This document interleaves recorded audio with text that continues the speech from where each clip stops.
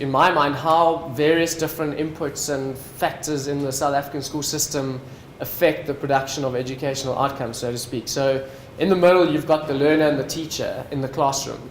And that's kind of the critical interaction, I would say. But many things impact on that, and I was trying to work out, well, how do these different things impact on it? And largely what motivated me was that I had been in discussions where people were arguing different things, and they all sounded right. Some people were saying language is a key issue, others were saying it was resources, others were saying it's the unions are the problem, and I was like, well, these all sound quite persuasive, but which one is it really?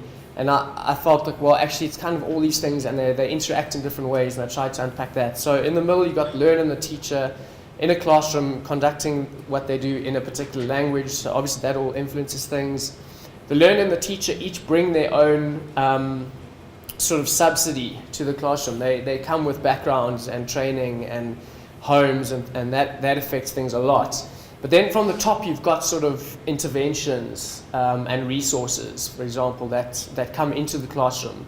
And I've got sort of circles, which is like districts and provinces, and I think that's something which your national one's very aware of, is like you're sitting there and you're trying to do things, but there's layers, and it's hard to ensure that what happens in the what you want to happen in the classroom happens, and that what you want to get to the classrooms get there, and so on. So there's layers that you have to work with in the system. But then also there's that green layer there of incentives, I would call it. And economists obviously think about incentives, and by that I don't just mean sort of pay for performance. That's one sort of type of incentive structure, but it's sort of everything that affects the motivation of teachers. And of not only teachers but others in the system, everything they have to respond to that motivates them. And I think incentives is helpful to think of as a kind of a layer through which interventions operate.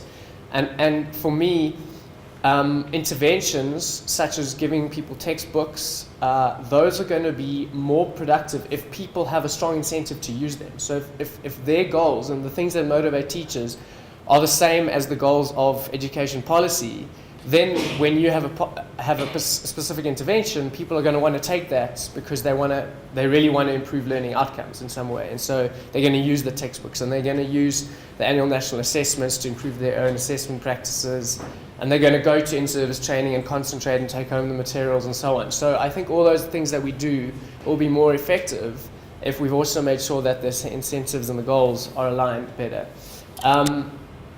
So a couple of thoughts then. So we've looked at teachers as a key resource who bring a lot to the classroom.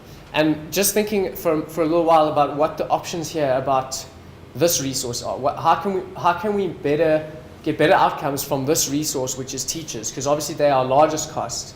And so the options are, well, we could pay teachers more. And we have done that over the years. We've seen the real wages of teachers increase substantially over the last sort of decade or so.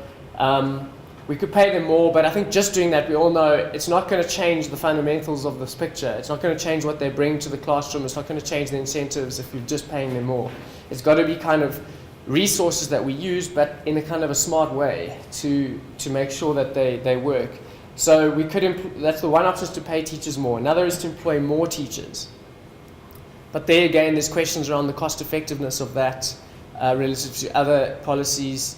There's also the question of, is that the binding constraint? You know, if you've got a really not very well functioning school, poorly managed, poor accountability, those sorts of things, if you add another 2 teachers to that mix, is it really likely to suddenly make things a lot better?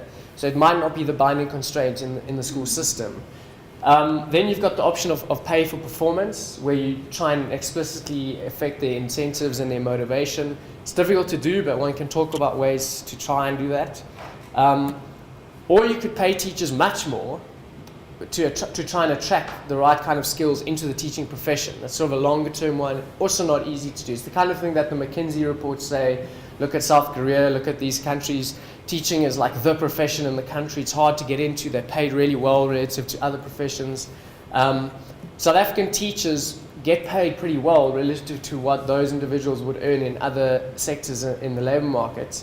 So it's hard to justify paying them more given the kind of productivity that we see. But if we want to attract the right people, then you need to sort of pay much more, I would argue. But then it's difficult because then you only do it for incoming teachers and not for existing teachers. So it's going to be very difficult to do. Or you could spend resources to improve existing teachers, so teacher training, and there's alternative models here that I think we should be thinking of. I think we've done a lot of sort of training workshops, curriculum orientation workshops, but there's, I think, what Gauteng are doing with, say, reading coaches, for example, on-school support. I think that's an interesting alternative model. And also, it makes it clear, thinking of like the option of hiring one person to sort of supervise and coach in, say, 20 schools. That's a very different kind of use of spending on people to, say, hiring extra teachers and making class sizes a bit smaller. It might have similar financial implications, but it might have very different kind of theory of change about how things are going to impact on outcomes. And that's the next point here, is just, I think when you think about resources and how they're going to affect outcomes, it becomes clear that you actually need to have a clear theory of change. How do we expect these things to actually cause learning outcomes? And a theory of change thinks of all the steps along the way and all the contextual factors that need to be in place for that resource to have the impact you hope it will have. So, for example, textbooks, just as an example, you might have a very well-designed textbook. It might be a nice idea. You've got experts to work on it, but there's certain things need to be in place. Obviously, textbooks need to be delivered. Ignore the bottom thing for now. Schools and teachers need to then use the textbooks, so that's again where the incentives affect things. Learners need to be able to read and understand the textbooks. So there was an experiment done, for example, in Kenya on textbooks, and they found at, I think, about the grade 6 level that textbooks had no impact. And in fact, only they had an impact on the top 20% of socioeconomic status children in the system. And the main reason that the study found for that was that most of the children couldn't really read effectively yet. And so you can have a great textbook, but you have to have something else in place. And so we need to think about all the steps in the chain before something has an impact.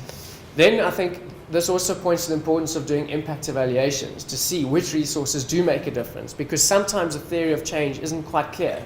We're not quite sure, can learners yet read and use that resource, or will schools really use the thing properly? There's sometimes uncertainties in the theory of how it's going to affect things. And also sometimes you have alternative theories of change. You might have a particular intervention and you could think, well, it could have this effect, but also it might tend to make people behave in this way. And so we actually need to empirically go and test it, and we need rigorous methods to do that, and we haven't done much of that up until now. And that gets to some cautions just to make around measuring the causal impact of resources, because what we're interested in is surely the causal impact of resources. And why I say that is, let me just show you an example with libraries.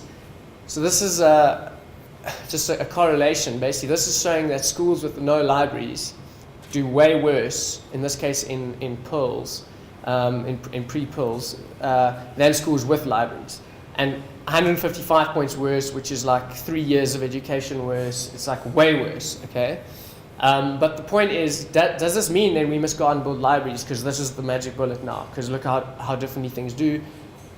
I can tell you we probably see the same correlation with swimming pools, for example, and it's not that swimming pools improve reading.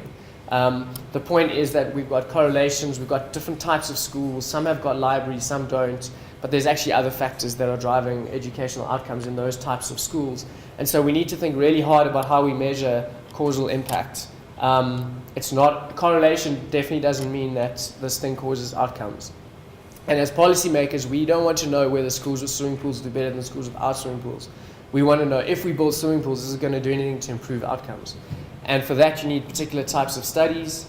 And I'm not, one option is to do randomization, sort of randomized control trials or randomized experiments. We've done one, which, just to be very brief about it, just to mention, I'm not going to show this illustration for now, but so I was involved in doing one in the DBE on what were a new set of study guides called Mind the Gap.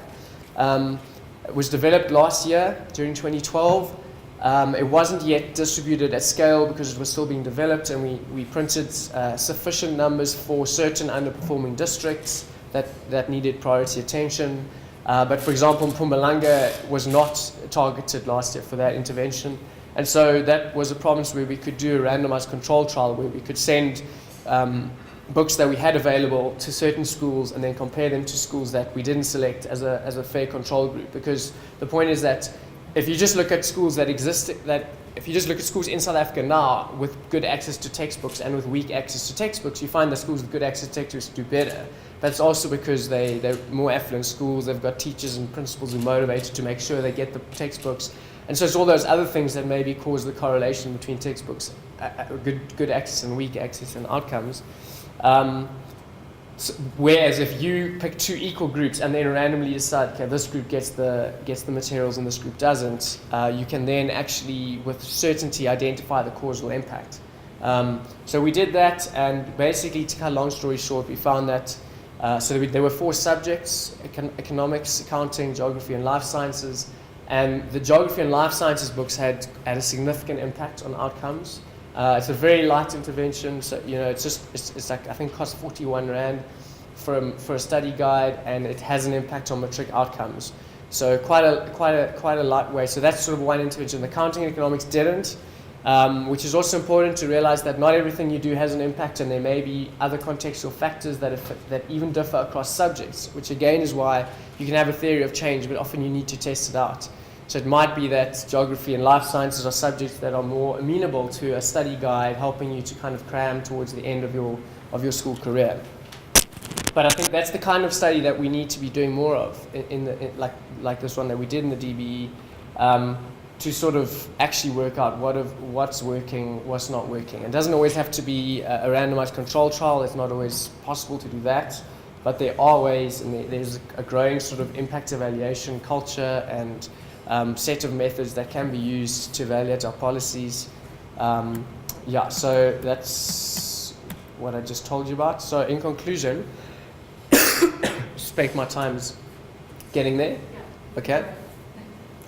So just a few points that to sort of re-highlight. So one is, I think additional resources in general is no guarantee of better outcomes. We need to think about what resources we're using and why we expect them to work, and also do things to try and improve the impact of resources, to change how they're used.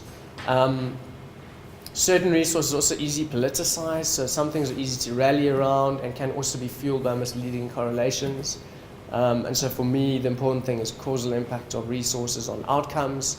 I would say, that there are 2 ways of looking at this. There's certain resources which we might need based on maybe dignity and human rights arguments and things, rather than what I've been really focusing on, which is like what's going to impact on learning. So something like adequate toilet facilities is probably something which all schools should have, irrespective of whether we find a causal impact on learning.